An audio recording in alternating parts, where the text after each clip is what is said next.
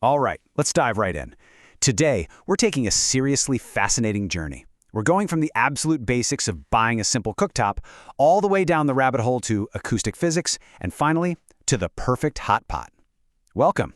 We're looking at something that is probably sitting right on your kitchen counter right now, but it hides a wild amount of science, engineering, and believe it or not, biology. We've got a lot of incredibly diverse dots to connect today, so here's our roadmap for making sense of what's really happening on your stove. We'll start with choosing your electric cooktop, cover built-in kitchen safety, uncover the hidden medical risks, ask, why do pans scream?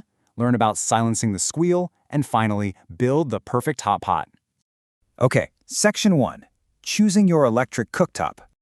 So, if you're living in a small apartment, you might instinctively think, hey, bigger wattage is always better, right? Well, actually no.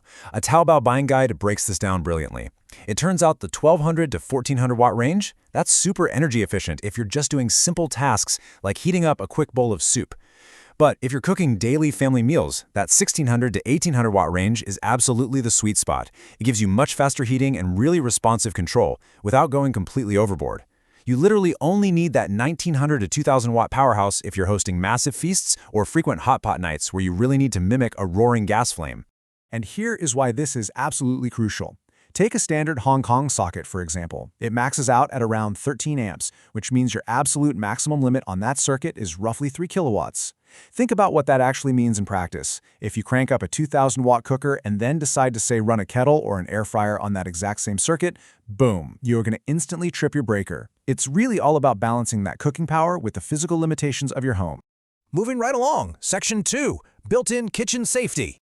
Now, before we actually start cooking anything, we've got to talk about how these modern devices are engineered to basically prevent kitchen disasters. You've got the standard stuff, right? Leakage protection, constantly monitoring the electrical currents to prevent shocks, and of course child locks to stop any accidental operations. But the real standout feature here, the real game changer, is dry burn protection. This uses built-in temperature sensors and complex algorithms to literally cut the power instantly if it detects a pot heating up way too fast with no liquid inside. Honestly, it's just a brilliant piece of engineering that protects your appliance and, more importantly, saves your kitchen from going up in flames. Which brings us to Section 3, the hidden medical risks. Okay, let's pivot for a second, because these magnetic fields carry some serious medical stakes. Since induction cooktops use alternating magnetic fields to generate all that heat, official Medtronic documentation explicitly warns patients to keep pacemakers and cardiac devices at least 60 centimeters, so about 24 inches, away from active induction zones. If a patient leans in too close, it can actually cause electromagnetic interference, or EMI, with those life-saving implants. That is an incredibly important piece of safety data, right? It goes way, way beyond your standard recipe warnings. All right, on to Section 4. Why do pans scream? Speaking of those invisible forces, let's solve a truly bizarre kitchen mystery. Why do induction cooktops cause this shrill, piercing noise that, weirdly, only some people can even hear? Well, the culprit is a wild phenomenon called magnetostriction. Here's how it works. Your induction cooktop is basically acting as a high-frequency transformer.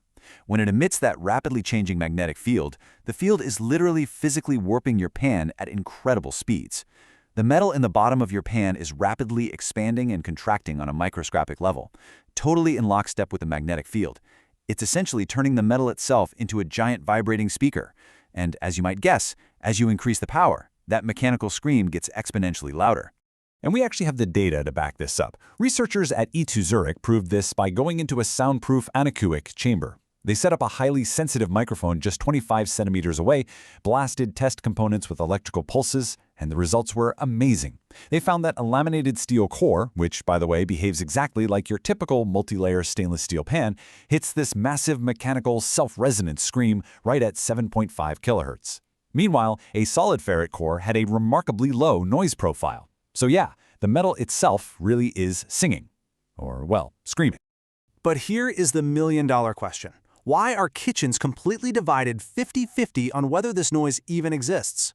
While these frequencies push all the way up to 20 kilohertz, that number is super important because it happens to be the absolute upper limit of human hearing. Because of age-related hearing loss, or presbycusis, the tiny hair cells in our inner ears naturally degrade over time. So older chefs literally cannot hear the screeching at all.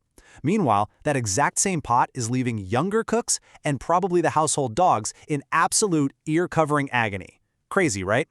So let's fix it. Section 5. Silencing the squeal. If you are one of the unfortunate ones who can hear the squeal, how on earth do you make it stop? Well, the high-level physics data and everyday home cooks actually agree on a surprisingly simple solution. You just need to change your cookware. Seriously, ditch those multi-layer, laminated stainless steel pans. They vibrate fiercely and are highly resonant. Instead, switch over to dense, solid cast iron or carbon steel. These heavier materials naturally resist that rapid magnetic warping we talked about. They act a lot more like that quiet, solid core from the ETH Xeric lab. Oh, and a pro tip. Keeping the pot full of food or liquid adds physical mass, which further dampens those painful mechanical vibrations. So don't heat an empty pan. And finally, Section 6. The perfect hot pot.